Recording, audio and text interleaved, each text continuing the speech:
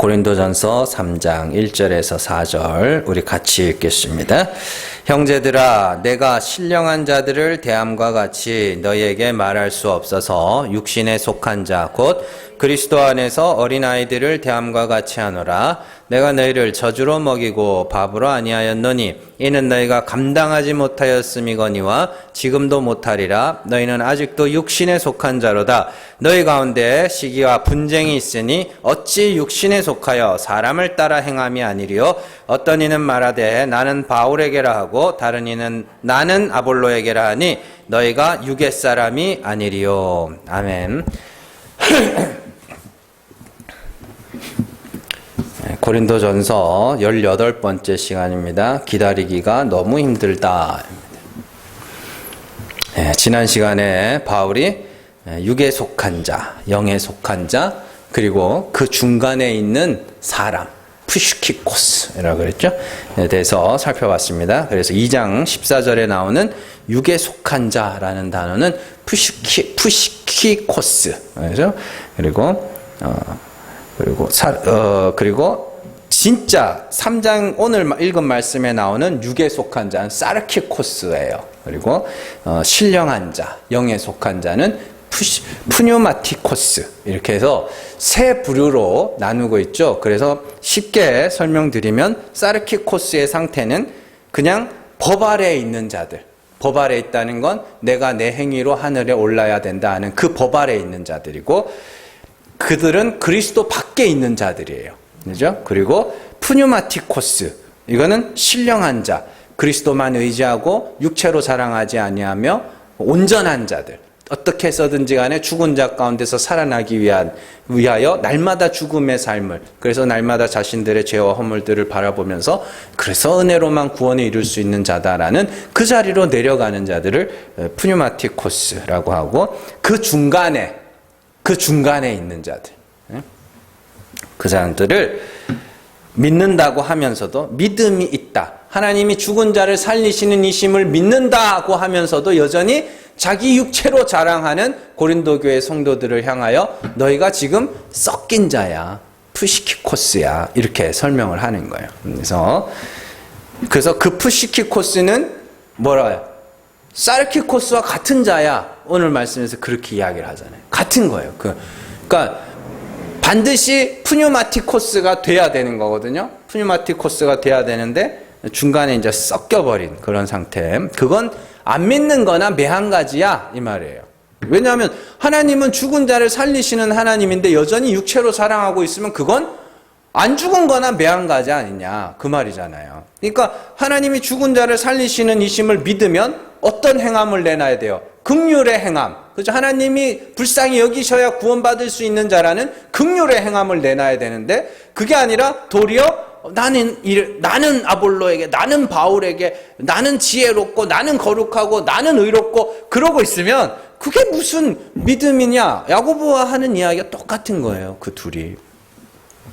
그러니까 서신서들은요, 사실 내용들이 다를 게 거의 없어요. 그래서 다 똑같아요.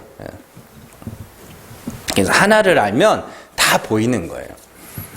자, 바울이 이렇게 사람들을 세 부류로 나누는 이유는 현재 고린도 교회의 상태가 완전히 율법 아래서 스스로 의에 이르러 보겠다고 하는 상태도 아니고, 그렇다고 온전히 예수 그리스도만을 의지하여 어떻게 해서든지 죽은 자 가운데서 부활에 이르려고 날마다 자신의 죄를 바라보며 나는 하나님이 불쌍히 여겨주셔야만 구원에 이를 수 있는 자라는 그 자리로 가는 것도 아니고, 중간에 어정쩡하게 그렇게 있는 상태. 그 사람들을 너네 지금 그렇게 가면 안 된다, 그렇게 책망하는 거잖아요, 지금. 그죠? 이 상태가 요한계시록에 나오는 라오디게아 교회와 같이 미지근한 상태인 것이에요. 지금까지 배운 그 고린도 교회의 상태를 잘 생각을 해보시면서 그 계시록에 나오는 라오디게아 교회의 상태를 한번 보자고요. 계시록 3장 14절에서 19절입니다. 같이 읽습니다. 라오디게아 교회의 사자에게 편지하라. 아멘이시오 충성되고 참된 증인이시오 하나님의 창조의 근본이시니가 이르시되 내가 네 행위를 아노니 네가 차지도 아니하고 뜨겁지도 아니하도다. 네가 차든지 뜨겁든지 하기를 원하노라. 내가 이같이 미지근하여 뜨겁지도 아니하고 차지도 아니하니 내 입에서 너를 토하여 버리리라. 내가 말하기를 나는 부자라 부요하여 부족한 것이 없다 하나 내 곤고한 것과 가련한 것과 가난한 것과 눈먼 것과 벌거벗은 것을 알지 못하는도다.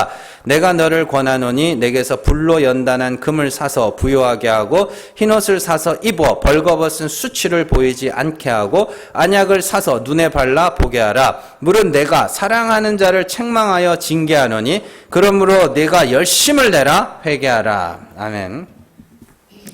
예수님이 라오디게아 교회를 향하여 차지도 않고 뜨겁지도 않고 미지근하다 이렇게 말씀하십니다.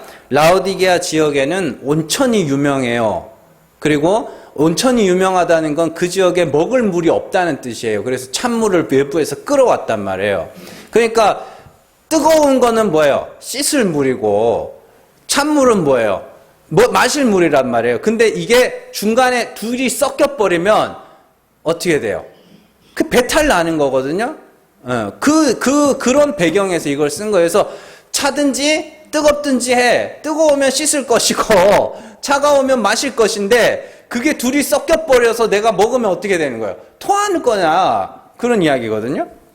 그래서 예수님이 라오디게아 교회에게 하신 말씀이 뭐냐면 야 율법이면 율법으로 하든가 믿음이면 믿음으로 하든가 이 둘 중에 하나만 하라는 거예요. 그러니까 오늘 고린도 교회에게 바울이 한 말과 똑같은 거예요. 사르키코스면 차라리 사르키코스로 가든가 푸뉴마티코스면 푸뉴마티코스로 가든가 왜 중간에 푸시키코스에서 거기서 믿음이 있다 하면서 육체로 자랑하고 앉았어? 그렇게 이야기를 하는 거예요. 그런데 라오디게아 교회가 지금 현재 상태가 이도 저도 아닌 그냥 섞여버린 상태. 참 이게 그래요. 참 안타까운 마음이 있어요. 진짜로. 제가 뭐 대단하게 한국 교회에 대한 애정이 있어서 그러는 게 아니라 성도들을 향한 안타까움이 있어요. 우리 교회 성도들뿐만 아니라 정말 교회를 다닌다고 하는 성도들의 그 이야기들을 들어보면 정말 안타까움이 있어요. 정말 너무너무 안타까워요. 못 들어봐서 저런 소리를 하는 것 같은데 들어보기라도 했으면 좋겠는데 관심도 없어요. 관심이 없어요. 그냥 교회 가서 예배 1시간 앉아있다 오면 그냥 자기 할 일 다 한 건 줄 아나 봐. 너무 안타까운 거예요, 그게. 그래서 내가 한국 교회를 위해서 뭘 하겠다 이게 아니라 그게 진짜 막 아파요. 답답하고.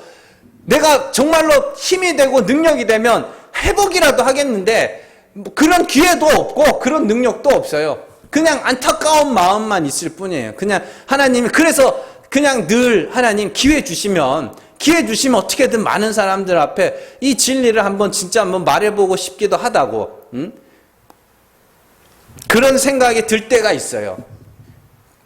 라오디게아 교회가 자기네들은 아닌 줄 알아.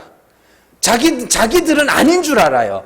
근데 진짜 전부 라오디게아 교회 그 성도들과 똑같이 살아가는데 그 하나님이 그건 토하여 내칠 거라 그러는데 뻔히 끝이 보이는데 그냥 속 터져 죽겠는 거예요. 뭘 할 수 있는 게 없으니까.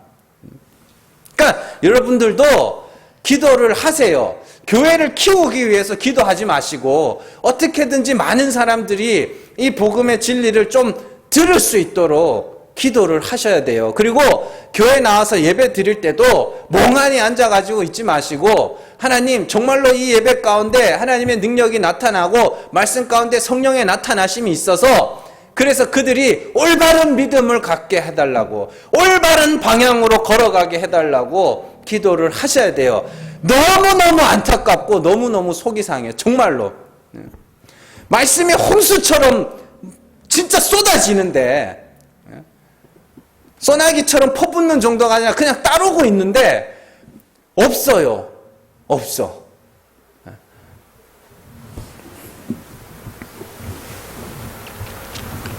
그래서 예수님이 뭐라 그래요? 너 지금 부자라 그러는데 그렇게 네가 부자라고 생각하는 그것 자체가 가난한 거야 라고 이야기를 하는 거예요.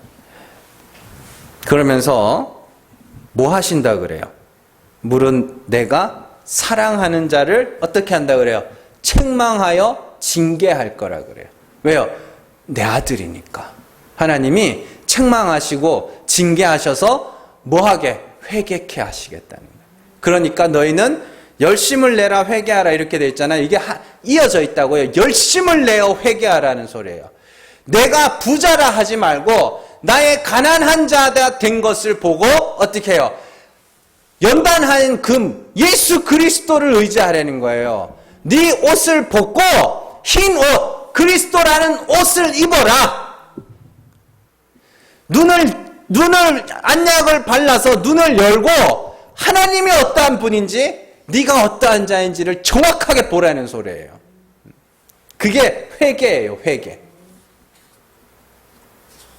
고린도 교회가 그런 라오디게아 교회의 상태와 동일하다는 것을 알 수 있습니다. 예수를 믿는다고는 하는데 예수만을 바라보고 그만을 의지하고 그만을 자랑하는 것이 아니라 어떻게 해서든지 자기를 나타내려고 하는 나는 하는 그 상태, 그게 미지근한 상태예요. 그 미지근한 상태로는 구원에 이를 수 없으니 너희는 반드시 신령한 자, 그리스도만 의지하고 그리스도만 자랑하는 그 자리로 너희는 반드시 가야 된다. 그러니까 푸시키 코스들아 반드시 너희들은 푸뉴마틱 코스, 신령한 자가 돼야 된다. 지금 그 이야기를 하고 있는 거예요. 성경에는요, 이 푸시키코스, 섞인 상태를 상징하는 단어가 몇 군데 등장해요. 여기 말고 고린도전서 15장에 등장하거든요. 육의 사람이 죽어 영의 사람이 되고 그게 육의 사람이 푸시키코스예요. 그리고 다른 서신서에도 등장하는데 이 단어들이 다 안 좋게 써요. 안 좋은 의미로. 야고보서로 한번 가보겠습니다. 야고보서 3장 14절에서 16절 말씀입니다. 같이 읽습니다. 그러나 너희 마음속에 독한 시기와 다툼이 있으면 자랑하지 말라. 진리를 거슬러 거짓말하지 말라. 이러한 지혜는 위로부터 내려온 것이 아니요 땅 위의 것이요 정욕의 것이요 귀신의 것이니 시기와 다툼이 있는 곳에는 혼란과 모든 악한 일이 있음이라. 아멘. 여기 정욕의 것이요 할 때 그 정욕이 푸시키코스예요. 네. 그러니까 고린도전서대로 하면 육에 속한 자의 것인데 섞인 자의 것이라고 해요. 그러니까 육에 속한 자는 사르키코스인데 이 푸시키코스는 섞인 거니까. 여기서 정욕의 것 이렇게 해놓은 게 푸시키코스예요. 이거 번역이 완전 잘못된 거예요. 야고보가 바울과 똑같은 단어를 일부러 사용하고 있어요. 독한 시기와 다툼이 있어 자신을 자랑하는 것이 그게 뭐냐면 진리를 거슬러 거짓말하는 거야. 그렇게 이야기를 해요. 무슨 말인지 아시겠죠? 네. 독한 시기와 다툼이 있으면 자랑하지 말라. 왜냐하면 그 자리에서는 뭐요? 자기 자랑만 나오니까. 독한 시기 이러니까 막 죽여야지 이게 아닙니다. 성도들끼리 이렇게 질투하는 거 있잖아요. 제가 나보다 낫네. 네. 그런 그 질투. 그리고 누가 크냐 하는 그 다툼 이야기하는 거예요. 그래서 그거는 그런 마음이 너희에게 있으면 자랑하지 마. 왜냐하면 거기선 네 자랑밖에 안 나오니까. 그게 진리를 거슬러 거짓말. 진리가 뭔데요? 참 하나님, 죽은 자를 살리시는 은혜의 하나님. 그게 진리 아닙니까?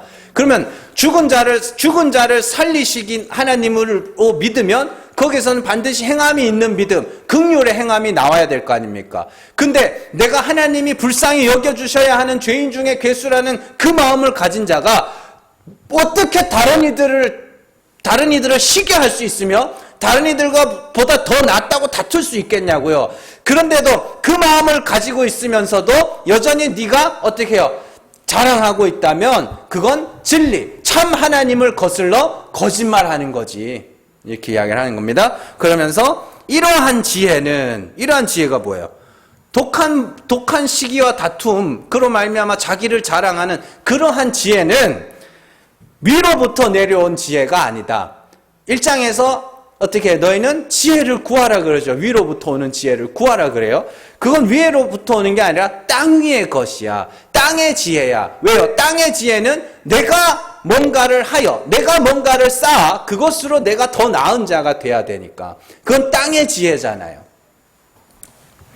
그러면서 정욕의 것이야. 섞인 자의 것이야. 그러니까 지금 고린도 전서를 야고보서에 그대로 옮겨 놓은 거예요, 이게.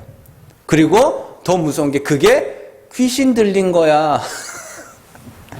이거요, 예수 안 믿는 사람한테 하는 말 아닙니다. 성도들에게 하는 말이에요.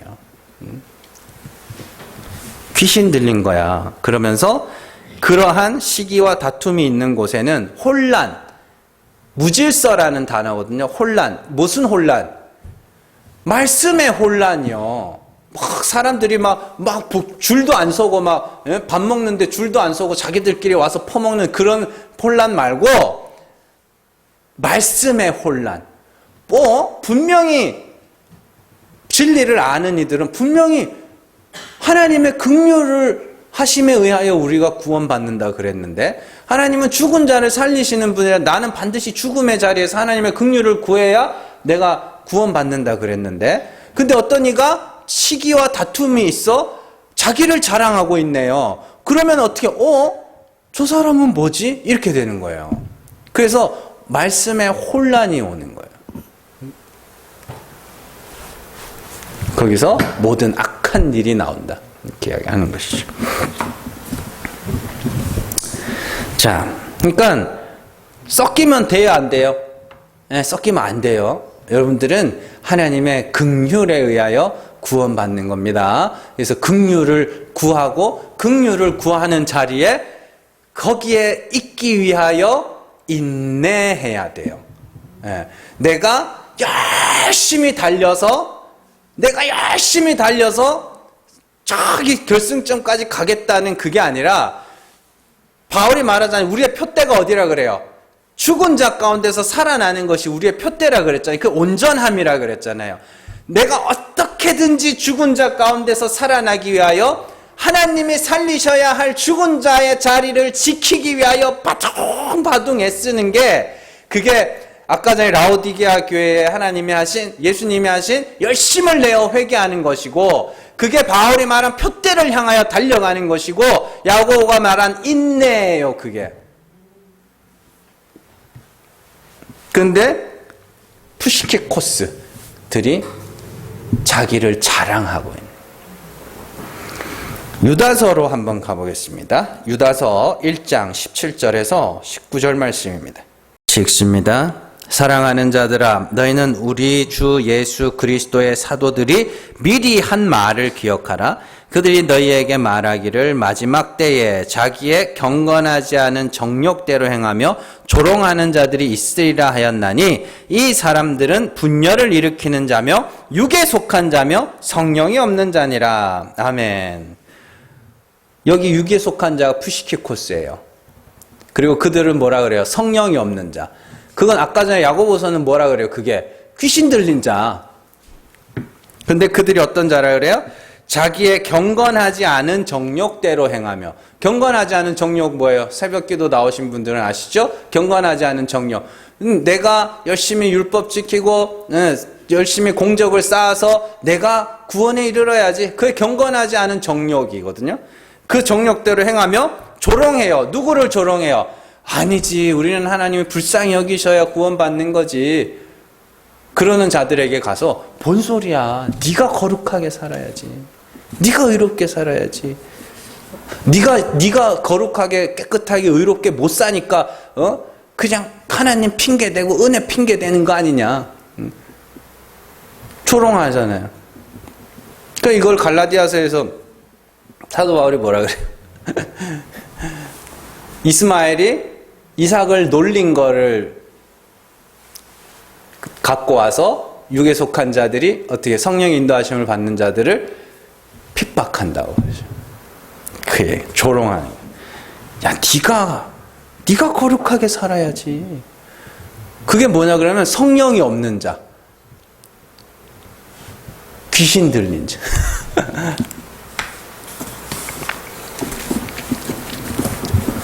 자, 이런 것들을 이제 이런 말씀들이 눈에 하나씩 하나씩 들어오고요. 이런 말씀들이 하나씩 하나씩 깨달아지다 보면 정말로 정말 답답한 게 몰려와요. 이렇게 이거를 말을 해주고 싶은데 들을 자는 없고, 또 기회가 돼서 말을 해줘도 기가 막혀서 못 들어요. 답답한 거예요. 그냥 전부 그냥 엉뚱한 생각, 자기만의 생각에 갇혀 있는 거예요. 그 모든 생각에는 그냥 흙벽돌로 짓느냐, 아니면 구운 벽돌로 짓느냐, 빨간 벽돌로 짓느냐, 하얀 벽돌로 짓느냐의 차이일 뿐이지, 전부 다 내가 뭔가를 쌓아서, 내가 열심히 탑을 쌓아서 하늘에 올라야 된다는 그 생각에는 변함이 없어요. 전부 다. 아니라고 해도 안 그러니까 막 진짜 미치겠는 거예요, 그게.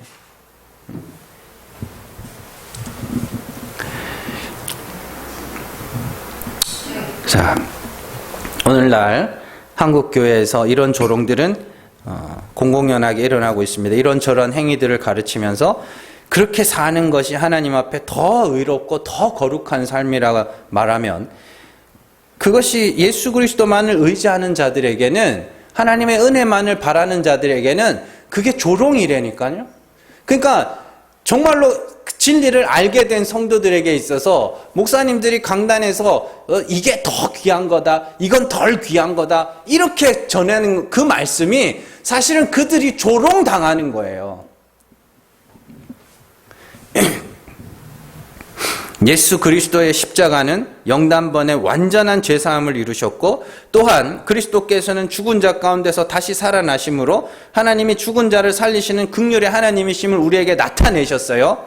그래서 우리는 그런 예수 그리스도 앞에서 나의 죄를 고백하며 죄사함을 받고 그리스도와 함께 죽는 거잖아요, 그게. 그래서 하나님의 긍휼하심을 구할 때 그리스도를 살리신 하나님이 나도 살리실 줄을 믿음으로 바라보고 미리 기뻐하고 감사하는 것이 성도들의 삶이에요. 그래서 우리는 우리의 삶을 통하여 나의 죄와 허물들과 더러운 것들과 이런 것들이 막 드러날 때마다, 그때마다 예수의 십자가, 하나님의 은혜를 부르짖어 가는 것, 그것이 우리의 신앙생활인데 자꾸만 그걸 엉뚱한 것들로 가리려고 그런단 말이에요.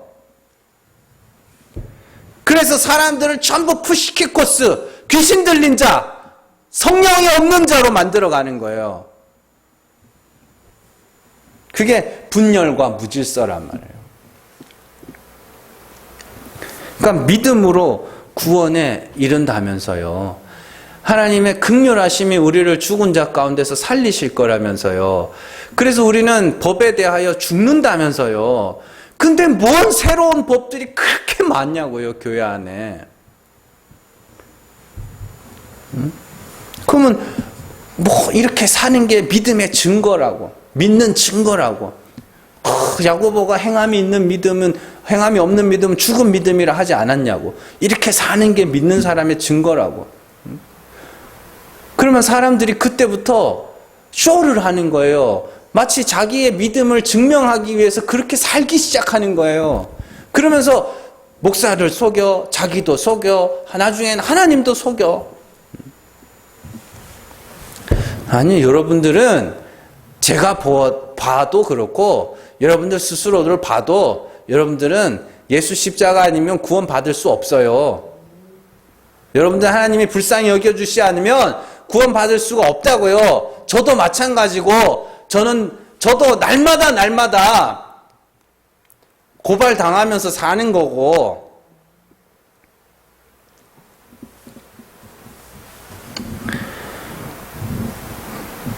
그리고 오늘 말씀에서 바울은 그 푸시키코스의 상태, 그 말이 섞여버린 고린도 교회를 향하여서 너희는 지금 율법 아래에 있는, 그리스도 밖에 있는 사르키코스와 같은 자야, 그렇게 선언을 해버립니다. 그리고 그 상태를 그리스도 안에서 어린아이와 같은 자, 이렇게 이야기를 하죠. 그게 2장에 나오는, 2장 6절에 나오는 온전한 자와 반대되는 개념이잖아요. 그러나 우리가 온전한 자들 중에서는 지혜를 말하노니 이렇게 돼 있죠. 그리고 오늘 말씀에서는 너희는 어린아이 같은 자다 그렇게 이야기를 해요. 그러니까 지금 푸시키 코스가 되면 안 되고 빨리 뭐예요? 푸뉴마틱 코스, 신령한 자가 돼야 되는 거예요. 그러면서 너희가 어린아이와 같은 자기 때문에 저주로 먹이고 밥으로 아니한다 그렇게 이야기를 해요. 저주로 먹이고 밥으로 아니한다는 게 뭐예요? 저주로 먹인다는 건 예수와 그가 십자가에 못 박히신 것을 전하는 것이 저주로 먹이는 거고, 밥으로 먹이는 건 구약의 말씀을 통하여 그리스도의 십자가와 부활에 대한 이야기들을 전해주는 것, 그게 밥으로 먹이는 거예요. 그러니까 이걸 갖다가 뭐 이렇게 하면 복 받습니다. 뭐 이렇게 하면 복 받습니다. 하면 그러면 밥이 그건 뭐지? 저지고 그렇게 살면 안 됩니다. 이러면은 그건 밥이고 이거는 뭐랄까요? 이렇게 가르치는 거는 그거는 그냥 불량식품 불량식품이고. 지금 그 이야기 하잖아요. 고린도 교회에게 내가 너희 중에 있을 때 심히 두려워하고 떨었다. 그러면서 내가 너희 중에 있을 때 예수와 그가 십자가에 못 박히신 것만을 전했다. 그죠? 그러나 온전한 자들 중에서는 하나님의 지혜를 말했다. 그 하나님의 지혜는 하나님이 창세전부터 준비하셨던, 그죠? 비밀한, 은밀한 중에 감추어져 있던 것. 예수 그리스도의 복음, 십자가, 내나 그리스도가 십자가에 죽으시는 건데 그게 구약 성경 안에 있었잖아요. 그잖아요. 그러니까 같은 이야기인데 저주로 먹였다는 건 예수와 그가 십자가에 죽으신 것을 전했다는 것이고, 그냥 그것만 전했다는 것이고, 밥으로 먹인다는 것은 은밀한 중에 감추어져 있던, 구약 안에 감추어져 있던 그리스도와 십자가와 부활에 대한 이야기들을 잘 풀어서 설명해 줬다. 그런데 지금 너희는 그걸 감당할 수가 없다. 그 이야기가 2절 말씀이잖아요. 그죠? 그러면서 왜 그러냐? 3절에 너희는 아직도 육신에 속한 자로다. 너희 가운데 시기와 분쟁이 있으니 어찌 육신에 속하여 사람을 따라 행하며 하니를. 이게 뭐냐면 시기와 분쟁이 있어 누가 크냐를 다투고 자기를 자랑하고 있는 자들에게 그걸 가르쳐 줘보세요. 그거 갖고 뭐 하겠어요?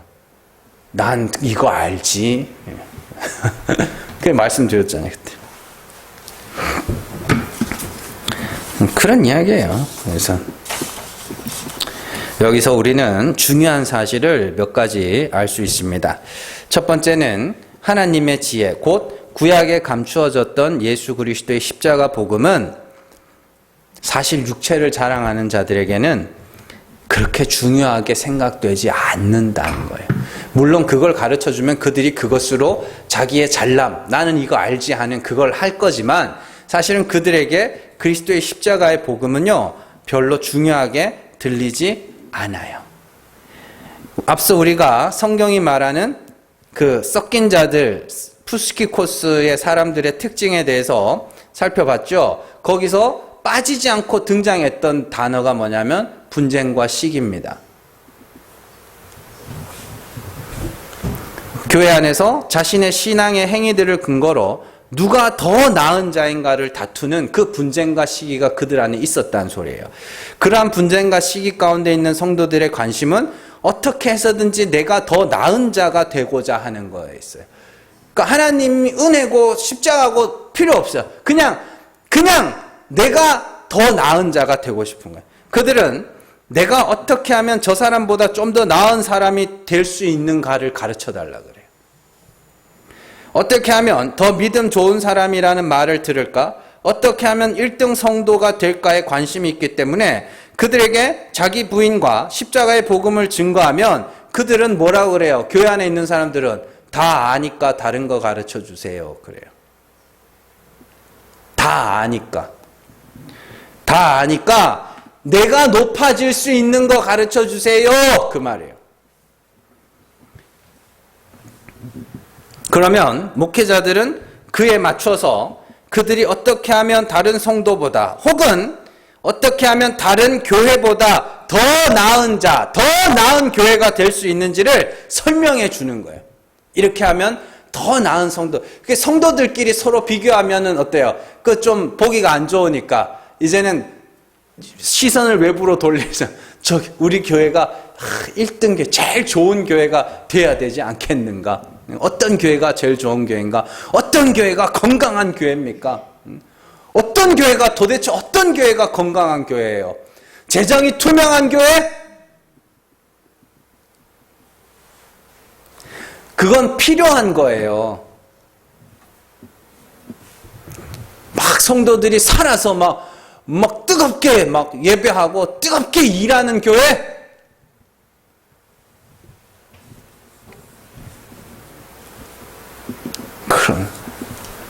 그렇게 나름대로 제시를 해주는 거예요. 이런 교회가 1등 교회니까 우리가 1등 교회가 돼야 됩니다. 성도들은 거기에 환장하는 거예요. 그렇지. 우리가 1등은 못하더라도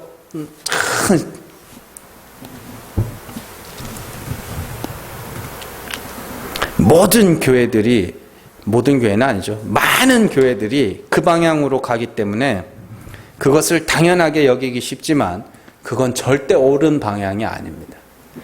진짜 좋은 교회는요, 아무리 성도들이 더 나은 자가 되는 법을 가르쳐 달라고 해도 십자가 복음만 증거되는 교회예요.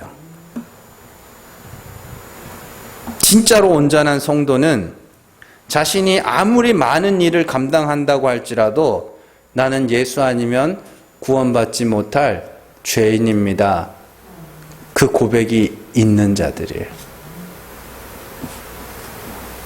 그러니 그런 육체로 자랑하고자 하는 성도들에게 십자가 복음이라는 건 그냥 다 아는 것, 이미 아는 것.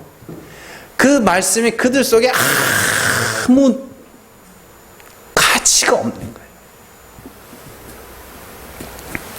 그들에게 구약에서 예수 그리스도와 그가 십자가에서 고난을 받으시고 부활하시는 이야기는 그저 그냥 또 하나의 지식, 또 하나의 자랑거리일 뿐인 거예요. 바울이 지금 그 이야기하고 있잖아요. 저주로 먹이고 밥으로 안위한다. 왜냐하면 너희가 감당하지 못해. 그러면서 너희는 아직도 육신에 속해서 아직도 자기를 자랑하고 있구나.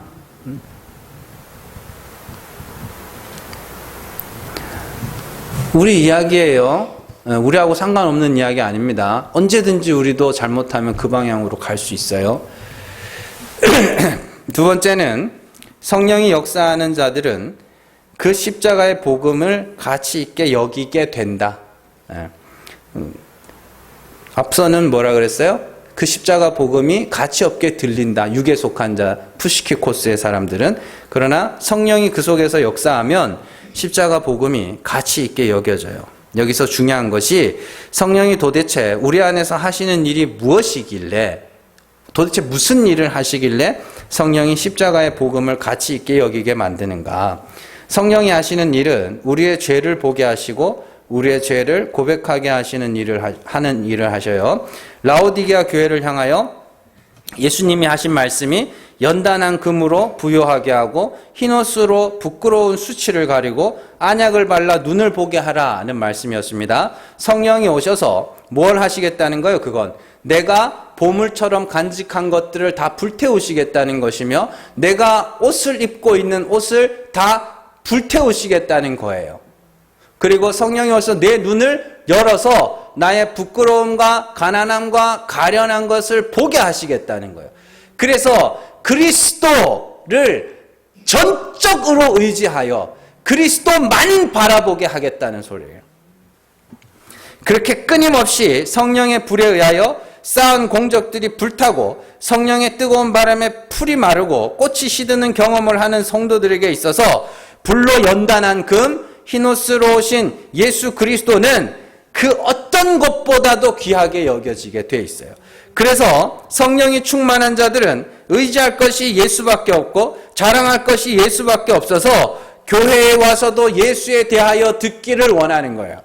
날마다 자기의 부끄러운 수치를 고발당하는 자들에게 고발당하는 자들이 다른 걸 요구할 수가 없어요. 예수 이야기 해주세요. 예수 이야기 해주세요. 정말로 우리 성도들은 그렇게 되기를 원합니다. 반찬 투정은 배부른 애들이 하는 거예요. 반찬 투정은 배부른 사람들이 하는 것이지, 배고파 죽기 직전의 사람은 피죽만 써줘도 감사하게 먹는다고요. 그러면 하나님이 그 피죽 같은 예수 그리스도의 복음, 배부른 것들은 쳐다보지도 않는 그 복음, 그걸 먹이게 하기 위하여서 뭐 하시겠냐고요. 굶기시죠. 광야에서 만나를 먹이시기 위하여 하나님이 하신 일이 뭐예요? 애굽의 양식이 다 떨어질 때까지, 애굽에서 들고 온 양식이 다 떨어질 때까지 먹을 걸 안 주셔요. 그리고 똑 떨어져서 그들이 기근에 처해질 때 비로소 만나를 주시잖아요. 마찬가지입니다. 하나님이 우리에게 하시는 일이 그거예요. 애굽의 양식 뭐예요? 내 행위, 내 자랑들, 예수라는 하늘의 양식을 먹어야 되는데 그걸 먹이기 위해서 하나님이 하시는 일이 굶기는 거예요. 그리고 애굽의 양식을 줘요, 안 줘요? 절대로 안 줘요. 광야 내내 그거 먹고 싶다, 그거 먹고 싶다, 파, 마늘, 부추, 생선 그거 먹고 싶다 하는데 절대로 안 줘요. 왜냐하면 넌 이걸 먹어야 사니까. 그래서 광야 40년 동안 하나님이 그들을 시험하셔서 뭐하게 하셨다 그래요? 추리게 하셨다. 신명기 8장에서 추리게 하셨다. 너무 배가 고픈 거예요. 내가 뭔가를 하고 그래서 내가 좀 높아져야 되는데 하나님이 절대 그렇게 안 놔둬요. 계속 낮추고 계속 줄이게 만들어서 예수만 의지하기. 그게 성령이 여러분들 안에서 하시는 일이란 말이에요. 그러니까 성령을 따라 사세요. 성령이 그리 끌고 가면 그리 끌려가세요. 이제 뭐가 옳은지를 알았으니까. 지금까지는 세상으로부터 온 영을 받았을 때는, 바울의 표현대로 하면 세상으로부터 온 영을 받았을 때는 내가 좀 높아지고 내가 그래도 믿음이 더 좋은 사람이고 내가 신앙생활한 지 20년, 30년, 40년, 50년, 60년이 됐는데 그래도 그 정도 신앙생활하면 내가 그래도 더 나은 자가 돼야 되지 않겠느냐, 그런 마음들에 여러분들이 끌려갔다면 그게 귀신 들린 거거든요. 사실은 이제는 성령이 그 속에서 우리를 끌고 가요. 예수 아니면 안 되는구나. 나는 진짜 하나님이 불쌍히 여겨주셔야만 구원받을 수 있는 그런 죄 많은 자구나. 그걸 따라하는 게 아니라 자기 고백으로 가지게 한단 말이에요. 그러니까 여러분들이 성령의 인도하심을 따라서 살아야 됩니다.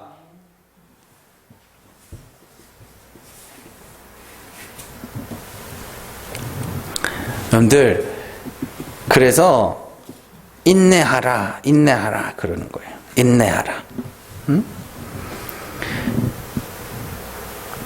성령은 우리를 예수 그리스도의 십자가에 대하여 간절하게 만들지 십자가보다 다른 어떤 것, 나의 자랑에 대하여 간절하게 만들지 않아요. 그래서 사도들이 입을 모아 성도들에게 인내를 요구하는 겁니다. 무엇을 인내하라는 것인가? 더 나은 자가 되고자 하는 그 마음, 그 다툼과 독한 시기와 다툼의 마음을 갖고 자기를 자랑하고자 하는 그 마음을 인내하라는 거예요. 로마서 2장으로 가보세요. 로마서 2장 6절에서 8절 말씀입니다.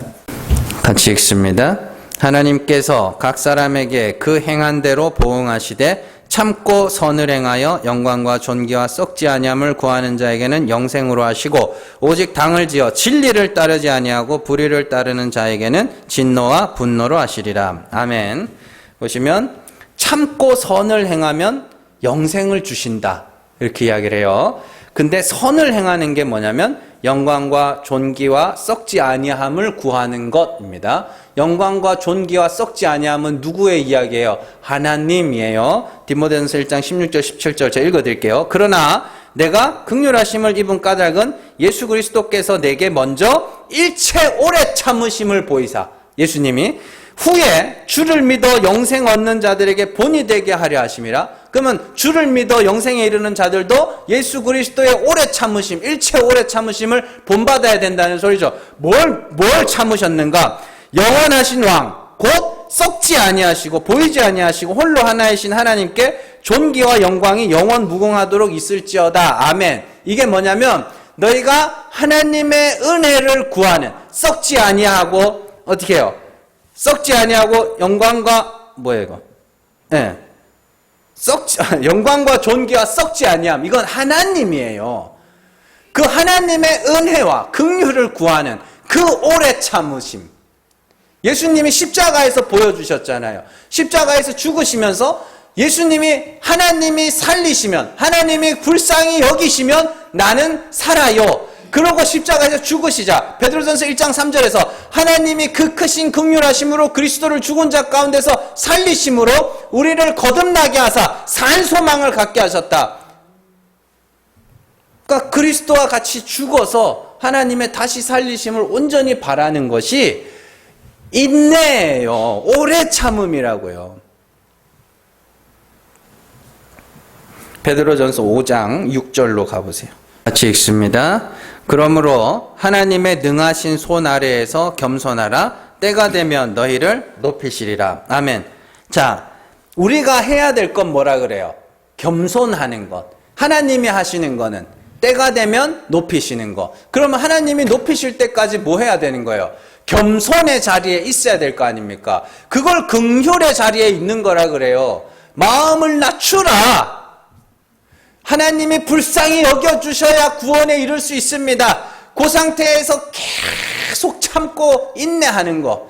근데 우리의 육체는 수시로 그 겸손의 자리에서 자꾸 교만의 자리로 끌고 간단 말이에요. 그래도 내가 의로워져야지. 그래도 내가 뭔가를 해야지. 그게 아브라함 이야기잖아요.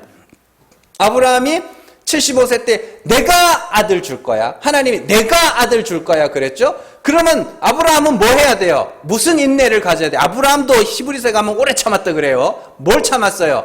하나님이 주실 때까지 참는 거예요. 그런데 아브라함이 중간에 어떤 일이 있었어요? 자기가 이스마엘이라는 아들을 낳아가지고 하나님 앞에 내놓죠. 아니 얘를 통해서 하나님 언약 이루시면 안 돼요? 하나님은 웃기지 마. 그거 아니야. 버리라 그러잖아요. 그래서 우리가 참아야 되는 거예요. 내가 뭔가를 내놓겠다 하는 마음을 참아야 돼. 근데 못 참아서 이것저것을 해놓고 나의 육체로 자랑할 때가 있어요. 그러면 하나님은 반드시 그걸 책망하고 징계하러 찾아오세요. 그래서 그거 정말 날 위해서 한 거 맞아? 그거 정말로 너 나 위해서 한 거 맞아? 너 유익 위해서 한 거 아니야? 그렇게 그런 것들이 나쁘다는 게 아닙니다. 그냥 필요한 것들이에요. 필요한 것들.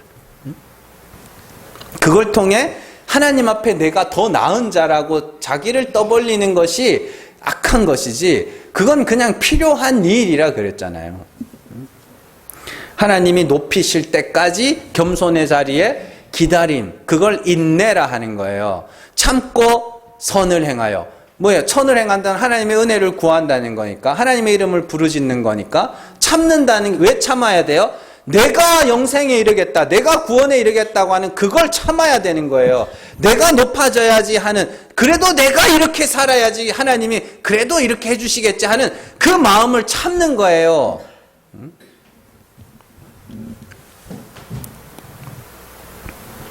여러분들 눈이 열려서 내가 어떠한 자인지를 알고 성경이 말하는 하나님이 어떠한 분인지를 알면 왜 우리 입에서 나 행한 것 죄뿐이니 이런 찬양들이 나오는지를 알게 되는 거예요. 여러분들 어린아이의 때를 속히 벗어나세요. 참 진리를 알지 못하는 목사들이 성도들을 너무 어린아이로 만들어놨어요. 복음의 가치를, 십자가의 가치를 몰라요. 너무 몰라요. 알아야 되는데, 날로 더욱 귀하여져야 되는데, 믿음의 선진들은 그때는 컴퓨터도 없었거든요. 컴퓨터도 없었고, 그때는 막 타자 치지도 않았고 손으로 썼잖아요. 그 시절에 믿음의 선배들은 날로 더욱 귀하다, 날로 더욱 귀하다 그렇게 찬양을 했는데 왜요? 성령이 그들 속에서 일을 하고 있었거든요. 막 기억력이 어마어마하게 좋아가지고 성경을 통째로 외우는 목사님들도 있었다고는 하지만 다 그런 은사가 있는 건 아니거든요. 그냥 읽으면 그게 보이는 거예요. 성령이 깨닫게 하시는 거예요. 보이게 하시는 거예요. 그리스도의 가치를 알게 하시는 거예요. 그래서 너무너무 귀한 거예요. 성령이 날마다 그 속에서 그 죄악들을 계속해서 보게 하시는 거예요. 그래서 예수가 날마다 더 귀하여져 가는 거예요. 그리스도를 이 땅에 보내주신 그 하나님의 사랑이 너무너무 귀한 거예요. 그래서 날로 더욱 귀하다, 날로 더욱 귀하다. 한이 없이 넓은 구세주의 사랑, 날로 더욱 귀하다. 그게 맞는 건데 왜 그리스도가 날로 더욱 귀하여져 가는 게 아니라 내가 행한 어떤 것들이 그렇게 날로 더욱 귀하여져 가냐고요.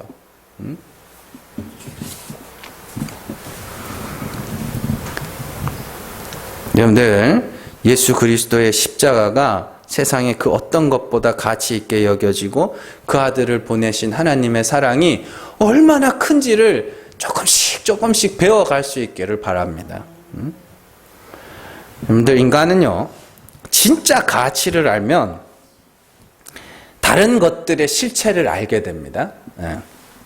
몇 달 전에 저희 집에 텔레비전이 고장이 나가지고 텔레비전을 바꿨어요. 그래서 세로 텔레비전을 들어온다고 생각을 하니까 그 이제 살 때 이제 가서 봤잖아요. 이렇게 꽤 큰 거예요. 되게 큰 거 샀어요. 그래서 새 거를 이제 샀으니까 집에 와서 이렇게 보니까 TV 다이가 이제 결혼할 때 산 거.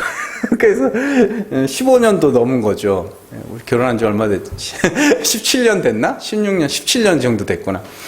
그러니까 엄청 오래 쓴 거잖아요. 그러니까 막 다 벗겨지고 막 그 전까지는 아무 불편한 거 없이 썼거든요. 그러니까 이게 보이는 거예요.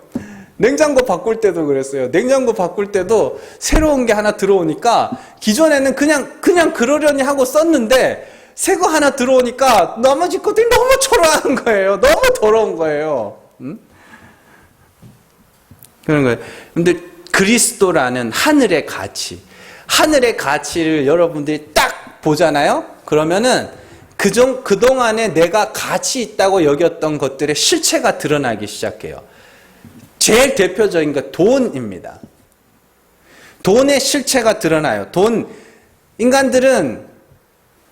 돈에 환장한 인간들은 돈으로 사람의 가치를 매깁니다. 그래서 돈 많이 가지면 잘 살았다 그러죠. 잘 산다. 잘 산다는 게 뭔지를 몰라서 겨우 잘 산다는 것의 기준이 그냥 돈인 거예요. 사람을 볼 때도 돈 많이 가지면 저 사람은 대단한 사람, 뭔가 있는 사람 그렇게 보죠. 그리고 그 돈을 나도 갖기 위해서 열심히 거기에 미쳐서 삽니다. 근데 하늘의 가치를 알고 나면 돈이라는 게 그냥 필요한 것, 그냥 이 땅에 있는 동안 먹고 살아야 되니까 필요한 것, 집이라는 것도 마찬가지 필요한 것. 그래서 있으면은 좋고 편하고 없으면 불편하지만 그래도 살 수 있는 거. 그래서 많이 가진 사람들이 예수를 믿고 진리를 알고 나면 많이 가진 사람들이 이거를요 이렇게 버리기 시작합니다. 버린다는 걸 여러분들이 잘 아셔야 돼요. 버린다는 게 뭐냐면 다른 사람들을 도와주는 거거든요. 다른 사람들을 도와주는데 도와주면서 그들에게 어떤 대가를 요구하지 않는 거예요. 여러분들 부자들 중에 사람들 막 도와주는 사람들 많죠. 기부하고 하는 사람들 많죠. 그 사람들이 그거에서 끝나는 게 아니라 그걸 통하여 얻는 게 있다니까요. 명예와 평판과 세간의 이목과 칭찬과 이런 것들을 그거는 돈을 주고 명예를 사는 거고, 진짜로 이거 버리는 사람들이 있어요. 그냥 줘버리는 거. 뒤도 안 돌아보는 거. 그래서 헌금을 그런 식으로 하는 거라니까요. 그래서 제가 헌금하면 복 받는다 이런 소리를 여러분들은 기억이 할지 안 하실지 모르겠어요. 전 한 번도 안 했거든요. 아직까지는. 그러니까 혹시나 그런 소리 하면 아니라고 해주셔야 돼요. 하나님, 내가 그리스도라는 진짜 가치를 알았습니다. 내가 그리스도가 정말 진짜 가치라는 걸 알았습니다. 이 정도는 얼마든지 내가 뒤도 안 돌아보고 내놓을 수 있어요. 그런 마음으로 헌금하는 거예요. 그래서 예수님의 발 앞에서 300데나리온, 1년 연봉입니다. 깬 여자가 그건 뭐 하는 거예요? 버린 거라니까요. 버린 거예요. 왜요? 당신이 죽어서 내가 산다는 걸 알아버렸거든요. 그 여자가. 그래서 이 여자가 나의 장례를 준비한다 그러는 거예요. 당신이 죽어서 내가 사는 걸 알았으니까, 그래서 내게 제일 귀한 거는 누가 됐어요? 그리스도임을 알게 됐어요.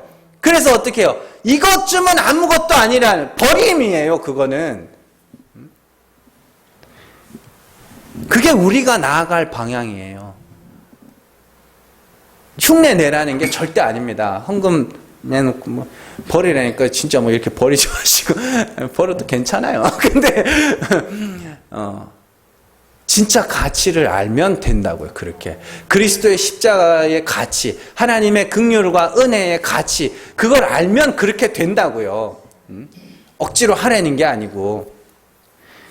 여러분들 진짜 가치를 아시기 바랍니다. 성령이 역사하는 사람들은 십자가의 가치를 알게 되고, 그거 아니면 귀에 안 들어와요. 잘 기억하시고, 성령의 역사 가운데 정말로 진짜 가치를 알고, 진짜 가치를 알고 봤더니 다른 것들이 내가 이전에 귀하다고 여겼던 것들이 이게 그 정도는 아니었구나, 그렇게 여겨지는 그런 은혜들이 여러분들 안에 경험되기를 주님의 이름으로 축원합니다. 기도하겠습니다.